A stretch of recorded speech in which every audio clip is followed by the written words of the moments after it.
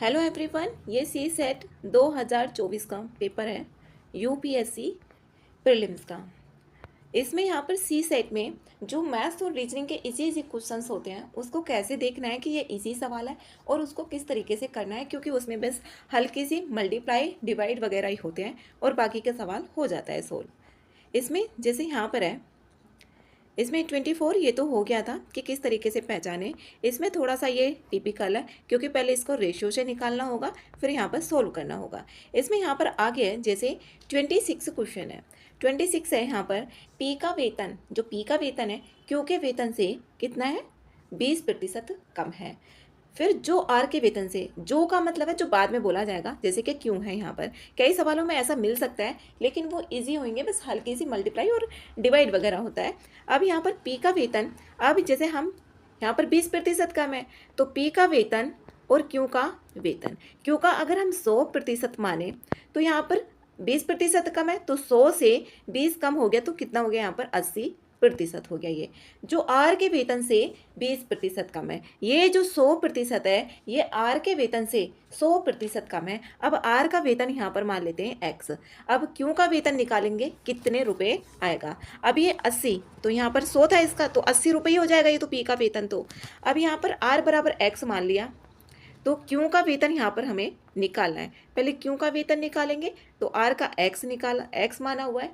अब यहाँ पर 20% कम है तो 80 बटे कितना हो गया 100, और क्यों का माना हुआ है यहाँ पर 100।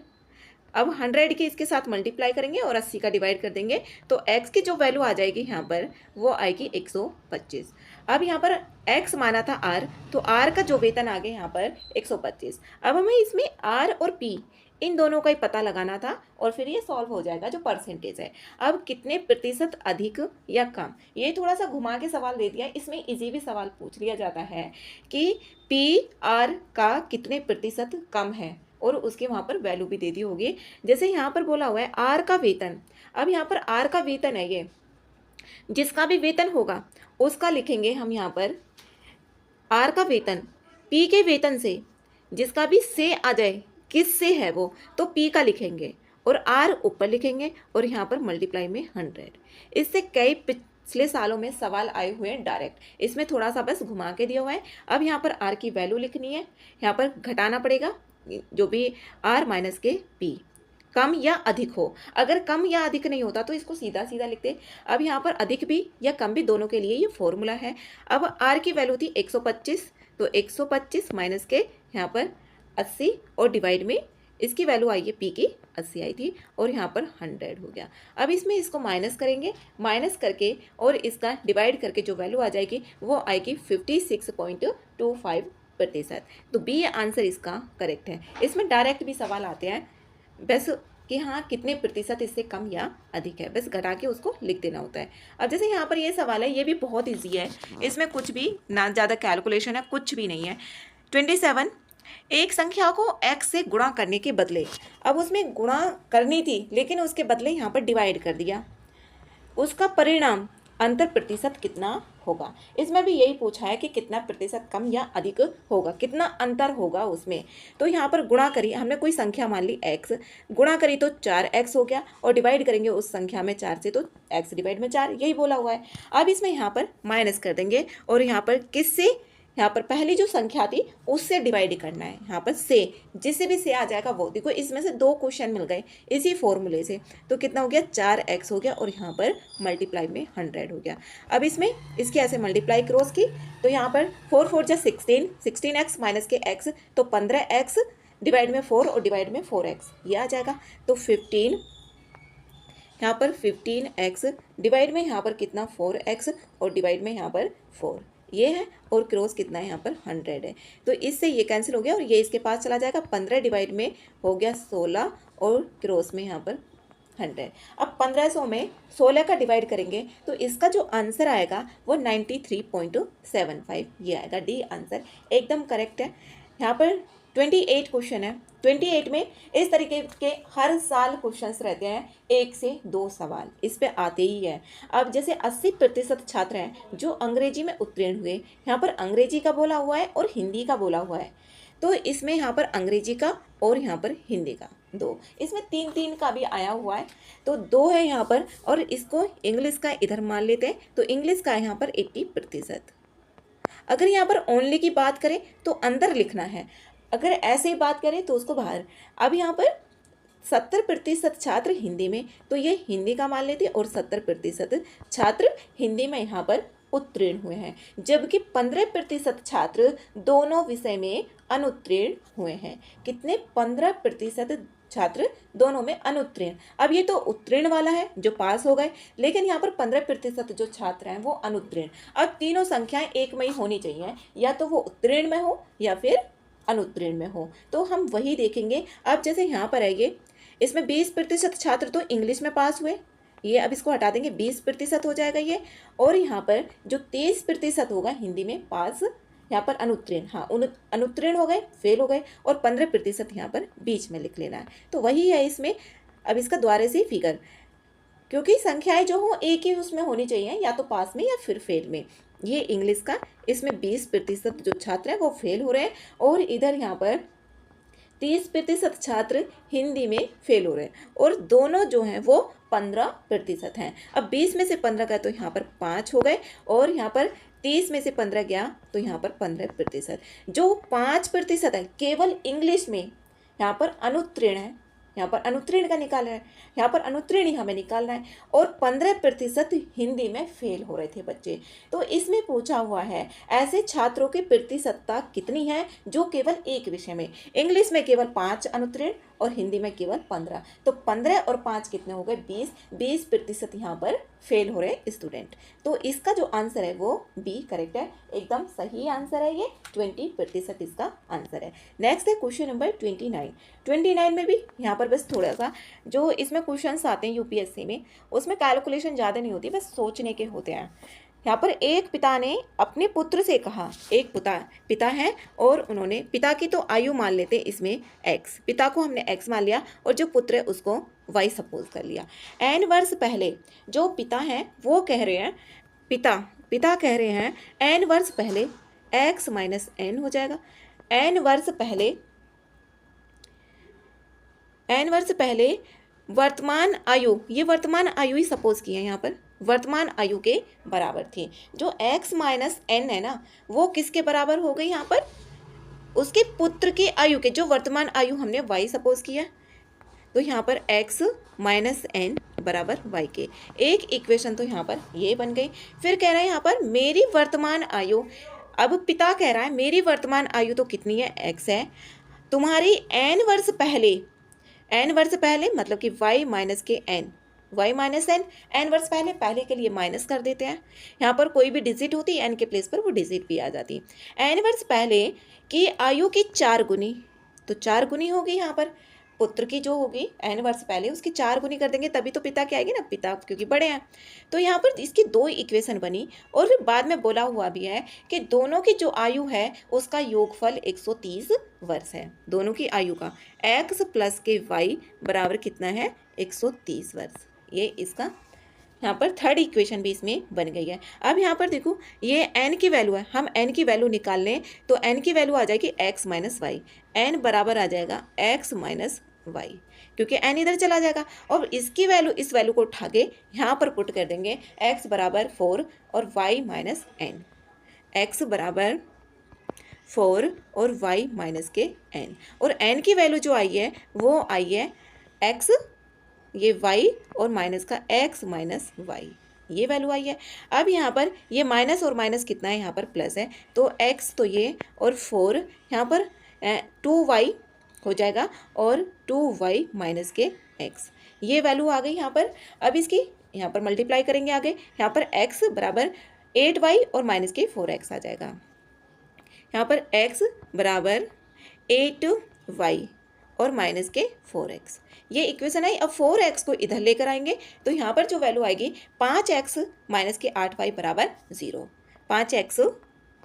5x माइनस के 8y बराबर 0। और एक जो इक्वेशन है वो है x प्लस के y बराबर 130। जो दोनों की आयु का योग है वो 130 वर्ष है। अब इसमें यहाँ पर दोनों डिजिट सेम होनी चाहिए। जैसे ये है तो इसमें 5 की मल्टीप्लाई कर दे रहे हैं, यहाँ भी 5 हो जाएगा और 5 की इसमें यहाँ पर मल्टीप्लाई करेंगे। अब इन दोनों को हम माइनस करेंगे, जब सेम सेम साइन होता है तो ये कट हो गया, ये प्लस हो गया और ये माइनस। 8 5 13 वाई हो गया बराबर यहाँ पर 13 5 जा 65 तो 650 हो गया। अब 13 से इसको कट करेंगे, यहाँ पर आ गया 50। जो बेटा था मतलब पुत्र है उसकी आयु 50 वर्ष, यहाँ पर 50 वर्ष आई। जो पुत्र है पुत्र की आयु आई y बराबर 50। और जो यहाँ पर आयु आएगी x प्लस वाई बराबर कितना है 130 है। अब इसमें इसको घटा देंगे 130 में से, तो x की जो आयु आएगी पिता की आयु आएगी 80 वर्ष, क्योंकि 80 और 50 130। दोनों की आयु यहाँ पर करेक्ट है, क्योंकि दोनों की आयु कितना आ रहा है, हमारा आंसर यहाँ पर सही आएगा, क्योंकि हमारा आंसर सही बैठ रहा है। 130 दोनों को जोड़ कर आ रहा है। तो इनकी दोनों की आयु का अंतर पूछा, अभी ये आंसर नहीं है। इन दोनों का अंतर कितना है, इनका अंतर ज़्यादा कैलकुलेशन भी नहीं है, बस थोड़ा थोड़ा रहती है, जल्दी भी हो जाते हैं। तो 80 में से 50 गया तो कितना आया 30। तो दोनों का अंतर है यहाँ पर 30 वर्ष। एकदम आंसर करेक्ट है, ए आंसर इसमें सही है, ए है। नेक्स्ट है यहाँ पर जैसे 30 बोला हुआ है, इसमें 1 मीटर क्यूब, जैसे यहाँ पर है 1 मीटर क्यूब, ये 8 क्लास में भी फॉर्मूले होते हैं, kilo hecto deca deci metre centimetre millimetre, इस तरीके से, तो उससे निकल जाते हैं सारे फॉर्मूले। 1 मीटर की 3 है, यहाँ पर 1 मीटर क्यूब है तो 1000 लीटर ही होते हैं, ठीक है यहाँ पर, क्योंकि लीटर भी क्यूब में होता है और मीटर क्यूब दिया हुआ है, यहाँ से ऐसे भी पता चला जाएगा। तो यहाँ पर दूसरा ऑप्शन तो ये कट हो गया। अब एक तो करेक्ट है, 1 मीट्रिक टन, जो 1 मीट्रिक टन होता है उसमें 1000 केजी होता है, ये भी सही है। और 1 हेक्टेयर यहाँ पर देखो डिजिट जो दिए ना मीटर स्क्वायर में दिया है, तो हेक्टेयर में भी इसके स्क्वायर में होती है, तो इसमें 10,000 मीटर स्क्वायर होता है, ये भी ऑप्शन ठीक है। तो डी आंसर इसका सही है, तीनों ऑप्शन इसमें करेक्ट थे। अब इसमें आगे देखें, जैसे कि क्वेश्चन नंबर 35 है। इस तरीके के क्वेश्चन 10 क्लास में बहुत ज़्यादा होते हैं।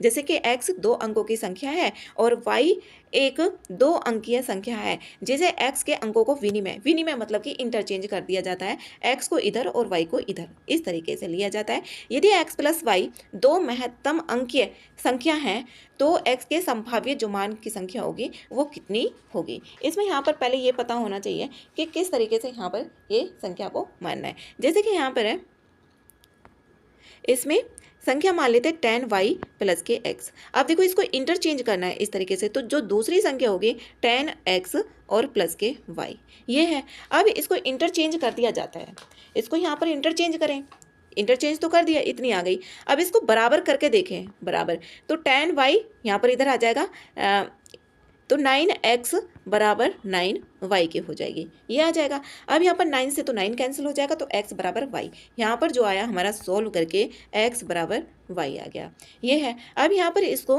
बराबर वैल्यू इसमें देखने कितने संभाव्य संख्या हो सकती है। x बराबर y आ रहा है और इसमें एक यहाँ पर 2 अंकों की संख्या, तो x प्लस वाई बराबर 9 भी ले सकते हैं इस तरीके से। तो यहाँ पर 1 2 3 4 5 6 7 8 9 सारी संख्याएं रख के देखेंगे तो यहाँ पर जो आएंगे इसमें, यहाँ पर 8 संख्या इसमें बन जाएंगी, डी आंसर इसका करेक्ट है। नेक्स्ट है यहाँ पर 36, जैसे 6 बालकों का वजन 7 बालिकाओं का वजन, ये बहुत सिंपल सवाल है। और यहाँ पर महिलाओं का जो औसत दे दिया है ना वो 63 दिया हुआ है। यहाँ पर महिलाओं का वजन इसमें रख देना है, 4 × 63 हो गया, 4 × 63। और इसमें पूछा हुआ है यहाँ पर बालकों का औसत वजन कितना होगा, बालकों का पूछा है ये वाला। अब बीच वालों का कुछ भी हमें लेना देना नहीं है, क्योंकि इससे और इससे है। 6 बालकों का बी मान लिया और यहाँ पर 4 और महिलाओं का, तो 4 क्रॉस कितना हो गया 63 हो गया। अब यहाँ पर 6 से इसको काट देंगे तो कितना आ जाएगा 6 से डायरेक्ट नहीं कटेगा तो 3 से कट हो जाएगा, 3 2 जा 6 हो गया और 3 से 3 2 जा 6 और 3 1 जा 3, 2 से इसको काटेंगे 2 और 21 2 जा कितना आ गया 42। इतना सिंपल सवाल है ये, 42 इसका आंसर है। जो यहाँ पर 6 बालकों का औसत वजन होगा वो 42 किलोग्राम होगा। तो 36 का जो आंसर है इसमें आंसर है बी। नेक्स्ट है, ये सिंपल सवाल है जो करने ही चाहिए वहाँ पर, और इसमें बहुत कम फॉर्मूले लगते हैं। इसमें जैसे यहाँ पर है 37, इसमें यहाँ पर बोला हुआ है कितनी बार संपाति होंगी। संपाति संख्या मतलब कि उसके जो मध्य, जैसे यहाँ पर 10 से 11 पर जाएगी तो एक बार वो होगी, और जब 11 से 12 11 से 12 पे भी होगी, लेकिन जो 12 बजे पे नहीं होगी, और यहाँ पर 1 से 2 पे, तो 3 बार इसमें मिलेगी वो, तो ए आंसर इसमें करेक्ट है। फिर है यहाँ पर जैसे बोला हुआ है वर्ष 2025, इस तरीके का सवाल हमेशा आता ही है। जैसे यहाँ पर है 2025 का कैलेंडर है, किस वर्ष, अगर देखो जो भी यहाँ पर ईयर दे दी उसको डिवाइड करने पर, 4 से डिवाइड करने पर अगर यहाँ पर 2 और 3 बचता है तो उसमें 11 ऐड कर देना है, जो भी जिसका पूछा हुआ ईयर का। और डिवाइड करने पर अगर 1 आता है तो उसमें 6 ऐड कर देना है, और अगर 0 आता है तो उसमें 28 ऐड कर देना है। 0 आता है शेषफल, तो उसमें 28 ऐड कर देना है। यहाँ से 2.5 नंबर पूरे पक्के हो गए। हर साल इससे क्वेश्चन रहता ही है, 1 से 2 सवाल कैलेंडर से। तो यहाँ पर इसमें हम 4 से डिवाइड करेंगे, 4 से डिवाइड करना है, तो यहाँ पर जब 4 से डिवाइड करेंगे ना, इसमें 1 ही बचेगा, तो 1 बचने पर 2025 में 1 बच रहा है, तो यहाँ पर 6 प्लस कर देंगे, इसमें प्लस का 6 ऐड करेंगे, तो 2031 में जो कैलेंडर होगा ना वो रिपीट हो जाएगा, 2025 के जैसा होगा। तो सी आंसर इसका करेक्ट है, इसमें कुछ भी नहीं, 2.5 नंबर एकदम पक्के हो गए। इसमें फिर है यहाँ पर 39, ये भी आसान है, और इसमें बस नंबर रखने होंगे जो इस तरीके के सवाल होते हैं। जैसे PQRS भिन्न धन पूर्णांक है, यहाँ पर पूर्णांक का मतलब होता है इंटीजर्स, और इसने बोला हुआ है यहाँ पर धन है, मतलब कि भिन्न मतलब अलग अलग है, अलग अलग, जैसे कि 1 2 3 4 5 6 7 8 और 9 तक ही, क्योंकि फिर तो संख्या बन जाती है। यहाँ पर 0 भी हो सकता है। तो धन पूर्णांक है, और कैसे हैं ये, अलग अलग है और प्लस वाले हैं। इसमें से कोई भी संख्या लेके यहाँ पर अगर हम पुट करेंगे तो ये वाली कंडीशन भी सही बैठती है, ये वाली कंडीशन भी सही बैठती है, और ये भी सही बैठती है। जब इसमें ये वैल्यूज़ पुट करेंगे ना, तो तीनों ही यहाँ पर कोई भी नंबर लिख लें, इसमें P बराबर 1 लिख लिया, Q बराबर 2, R बराबर 3, S बराबर 4, इनमें से किसी में भी इसको रख के देखेंगे तो तीनों की तीनों कंडीशन सही बैठ रही है, इसलिए इसका जो आंसर है ना D करेक्ट है। अब इसमें यहाँ पर है क्वेश्चन नंबर 40, ये भी इस तरीके के सवाल आते ही हैं।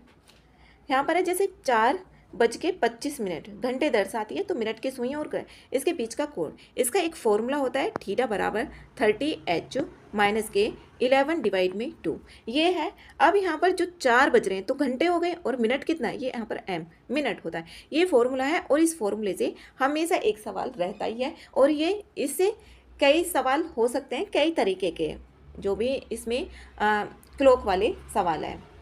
एक सवाल हो रहा आता है इसमें, यहाँ पर 4 और 25 तो मिनट हो गए, 25 मिनट, और 4 घंटे हो गए, घंटे इसकी प्लस में रखना है और इसमें रखना है, आंसर हो गया। यहाँ पर कितना है, यहाँ पर 30 क्रॉस इसमें 4 माइनस के 11/2 इंटू 25। अब यहाँ पर कितना हो गया, 3 चौक 12, 120 माइनस के, और 11 में यहाँ पर 11 5 जा 55, 11 2 जा 22 और 27, और डिवाइडेड बाई 2। तो यहाँ पर देखो, अब इसमें डिवाइड करेंगे तो 17 आएगा ही, बार 17.5 में आएगा ही आएगा। अब या तो A होगा या B होगा। अब इसको एक बार करके भी देख लें, तो 2 से कट करें, यहाँ पर आएगा 1 2 3 जा 6, पॉइंट लगा के यहाँ पर 15 हो गया, और 7 और 0.5, तो यहाँ पर 120 माइनस के 137.5 करें तो 17.5 आ रहा है, तो सी आंसर इसका करेक्ट है। जैसे 45 क्वेश्चन है, 45 क्वेश्चन में बोला हुआ है जैसे कि 260 पृष्ठों की एक पुस्तक को संख्यांकित करने के लिए प्रयुक्त होने वाले जो अंक 5 आएंगे उनकी कितनी संख्या होगी। अंक 5 को देखना है हमें कितनी होगी, जैसे कि 1 से लेके हम 10 तक देखें, या 100 तक भी जाएं, 1 से लेके 100 तक जाएं, तो यहाँ पर 1 से लेके 10 तक 5 होगा, फिर यहाँ पर 15 होगा, फिर यहाँ पर 25 होगा, फिर 35, और फिर यहाँ पर 45, फिर 50, फिर यहाँ पर 50 से जो होगा ना, यहाँ पर फिर 51, 52, 53, 54, और यहाँ पर 55 में जो होगी 2 संख्याएं होंगी, आगे भी इस तरीके से, जैसे कि 155 वाली जो सीरीज होगी उसमें भी यहाँ पर कितना हो गया 55, और फिर यहाँ पर 56, और फिर यहाँ पर 57, फिर यहाँ पर 58, 59, 60 में होगा नहीं, फिर इस तरीके से 65 आ जाएगा। तो इस तरीके से यहाँ पर निकालना है, तो पहले 1 से जो 100 तक संख्या आएंगी उसमें 20 आ जाएंगी, ये यहाँ पर कितनी आ जाएंगी 20 आ जाएंगे, और फिर यहाँ पर 100 से 200 देखेंगे तो फिर भी कितनी आ जाएंगी 20 आ जाएंगी, और यहाँ पर जो बाकी की 60 संख्याएं बच गई ना उसमें 16 संख्याएं आएंगी जो 5 होंगे।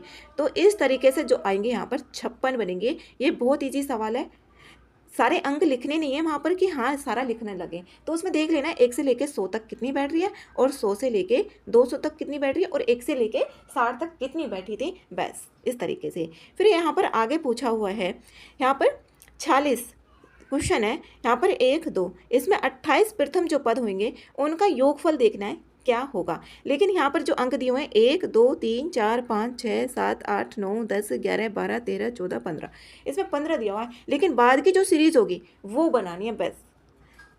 अब इसमें यहाँ पर पहले तो 1 होगी, फिर 1 2, फिर 1 3 2, इस तरीके से 1 4 3 2, फिर यहाँ पर 1 5 4 3 2, देखो इस तरीके से बन रहा है 1 6 5 4 3 2, फिर यहाँ पर 1 7, इस तरीके से आगे बनेगी। यहाँ पर जो बनेगी 1 7 6 5 4 3 2।